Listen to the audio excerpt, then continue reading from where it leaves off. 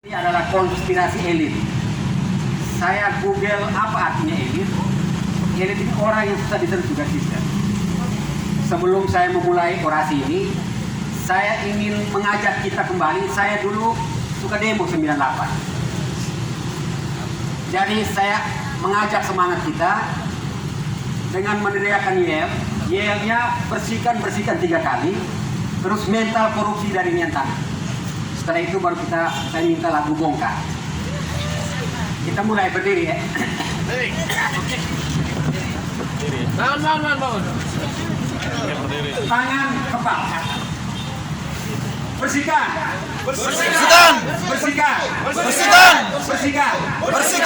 Mental korupsi. Dari Niantana. Oke, terima kasih ya. Ini sebentar saat saya orasi saya minta ya teriaknya begini. Siap. Menggugah semangat. Mari kita dengarkan lagu bongkar di Kampar. Angkap koruptor. Beberapa bulan sebelumnya sempat terjadi polemik di media sosial bahwa korupsi menjadi oleh pembangunan. Ini pernyataan yang sangat merugikan dan sangat merusak sistem kehidupan penegakan hukum di Indonesia. Sedih memang ketika kita membaca di media sosial gerakan ini ada yang pro dan ada yang kontra. Kalau yang pro diam maka bagus. Kalau yang pro itu terlibat akan lebih bagus lagi. Tetapi yang saya sayangkan kalau ada yang membenci gerakan ini.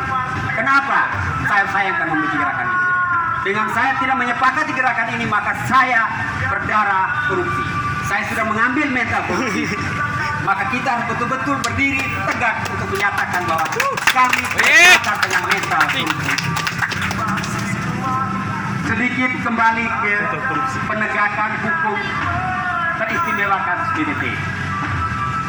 Saya membaca buku Indonesia ini menggunakan hukum atau teori trias politika. Pembagian kekuasaan negara. Ada eksekutif, ada yudikatif, dan legislatif.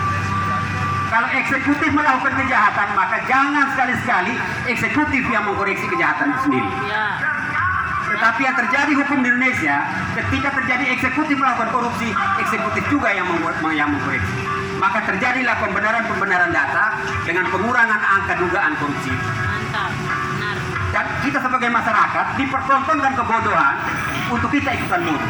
Tapi saya yakin dengan gerakan ini kita akan tetap bersih untuk mendukung pembersihan mental korupsi di Niantana. Sedikit masuk ke legislatif. Salah satu fungsi legislatif adalah mengontrol. Dengan kasus dana BDT ini, apakah fungsi legislatif sebagai pengontrol sudah dijalankan dengan maksimal? Tidak tahu kan. Kalau seandainya ada pansus, itu bukan ruang bagaimana untuk mengontrol keuangan negara. Harusnya kontrol itu untuk mencegah terjadinya penyalahgunaan keuangan negara. Tetapi yang terjadi dibiarkan berlalu dan terjadi dugaan-dugaan konspirasi elit. Kembali ke fungsi yudikatif, penegakan hukum. Saya sangat berharap Bapak Kejari Sika mengambil fungsi yudikatif yang murni.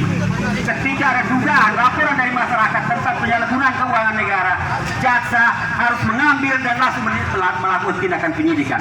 Tidak usah lagi menunggu hasil dari Inspektorat Provinsi. Kenapa bisa terjadi begini? Menurut saya, itulah terjadi penyesatan logika hukum untuk mendampingi dan melindungi para koruptor di Indonesia ini.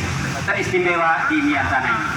Banyak kasus korupsi yang kita hanya dengar dan tidak pernah ada penetapan tersangka. Dan Bapak Kejari, tolong segera untuk menetapkan tersangka untuk melindungi hak hukum dari para orang-orang yang diduga melakukan tindak pidana korupsi ini. Dengan memberikan ruang yang begitu lama penetapan tersangka, hukum sosial sudah berlaku di diri para terduga korupsi. Ini bagian dari pelanggaran hukum yang dilindungi oleh hukum. Harusnya tidak boleh begitu. Tapi itulah hukum Indonesia, sehingga terinspirasi dengan satu tulisan bahwa suatu negara ketika banyak undang-undang yang mengatur tentang korupsi, maka negara itu adalah negara korupsi. Dan terbukti di Indonesia. Banyak sekali undang-undang korupsi yang dibuat. Bahkan kalau korupsi di bidang dana atau bencana, hukuman maksimalnya hukuman mati. Tetapi di Indonesia tidak pernah terjadi koruptor diancam hukuman mati. Hanya terbaca dalam buku undang-undang. Kenapa bisa terjadi begitu? Disitulah letak kepentingan politik lebih dominan daripada itu. Saya berharap yudikatif kembali untuk mempertahankan eksistensi yudikatifnya sebagai penegak hukum di bangsa ini, tanpa memandang siapa dia, siapa saya, siapa mereka atau siapa kita. Dan mari kita bersatu hati untuk tetap membersihkan nian tanah dari mental korupsi. Jangan kita berlindung di balik hukum hanya untuk membuat nina bobo bagi masyarakat bahwa kasus ini sudah berjalan sampai sejauh ini. Saya meragukan penyampaian dari Pak John Balas tadi bahwa sudah ada tanda tangan dari inspektor kita. Saya meragukan itu. Kenapa?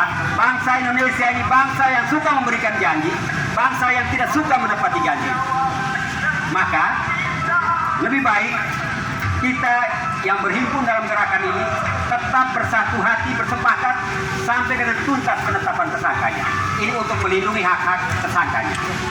Jangan sampai tersangkanya divonis secara sosial bahwa mereka sudah penjahat tanpa putusan hukumnya. Ini juga bagian dari pelanggaran hukum oleh bangsa terhadap masyarakat Indonesia.